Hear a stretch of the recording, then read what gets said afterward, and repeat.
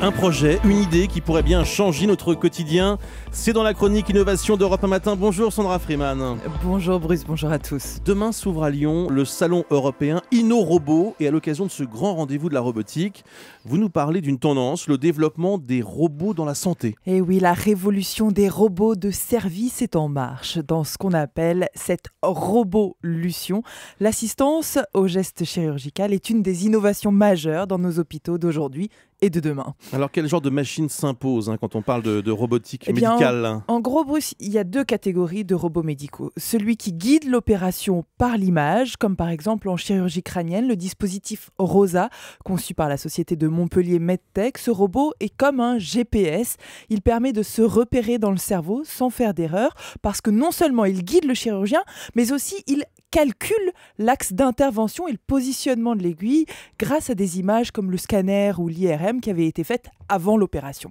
Et puis, autre catégorie, c'est le robot qui opère, qui manipule, si je peux dire. Le chirurgien, lui, est assis derrière une console et dirige la manœuvre en suivant en 3D sur son écran les images de l'intérieur du patient que lui renvoie le robot.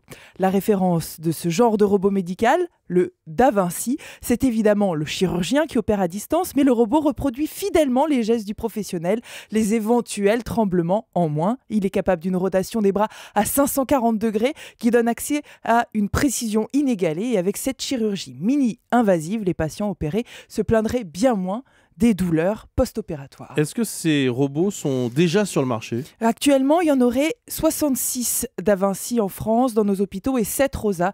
Et même si c'est encore cher, ROSA coûte à peu près 500 000 €, Da Vinci 2 millions, sans compter la maintenance. Ce marché est en plein développement. De plus en plus d'outils adaptés à différentes chirurgies mini-invasives spécifiques seront encore présentés demain au salon InnoRobot à Lyon. Être opéré par un robot, ça existe déjà, mais ça va se développer de plus en plus. Je ne sais pas si ça vous rassure ou si ça vous inquiète. En tant que patient, c'est l'avenir. On est rassurés puisque c'est l'avenir. Merci beaucoup Sandra Freeman.